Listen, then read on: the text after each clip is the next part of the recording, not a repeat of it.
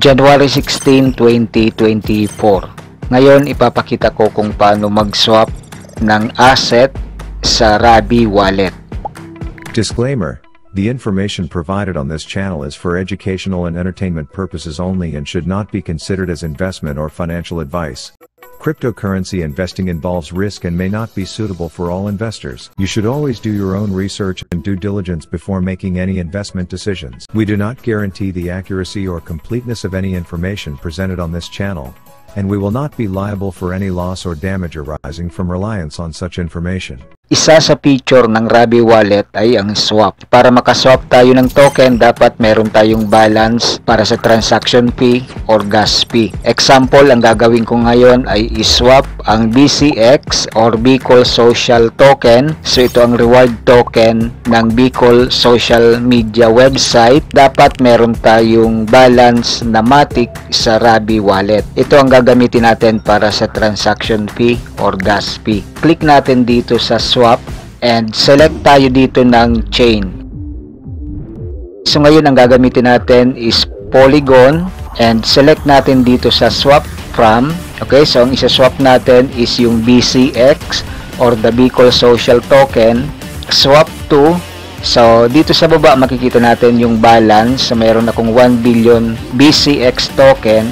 Okay, so kung gusto natin lahat i-convert, so click lang natin dito sa balance. Pwede rin natin i-type yung amount na gusto natin i-swap. Or, kung gusto natin yung maximum, click natin dito sa balance. 1 billion BCX token. Okay, kapag okay na yung amount, click natin dito sa baba sa Get Quotes. Dito naman makikita natin yung mga available decentralized exchange na available i-swap ang BCX to Matic. Dito makikita natin yung best na DEX or decentralized exchange, yung Kyberswap. Makikita natin dito yung rates. Try natin dito sa Kyberswap. Dito click muna natin sa Approve BCX.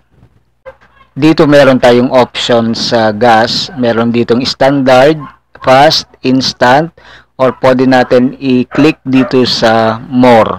So try natin ang instant and click natin sa confirm. Dito sa baba, so please process the alert before signing. Click natin sa ignore. Click natin sa sign and create. Click natin sa confirm. Transaction completed. Click to view more. Dito sa Polyscan makikita natin ang transaction or pwede natin i-open yung Rabby Wallet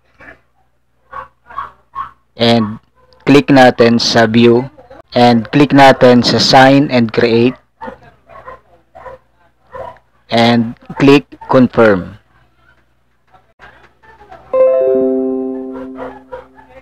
Okay, transaction completed. Open natin sa Rabby Wallet. Open natin sa transaction.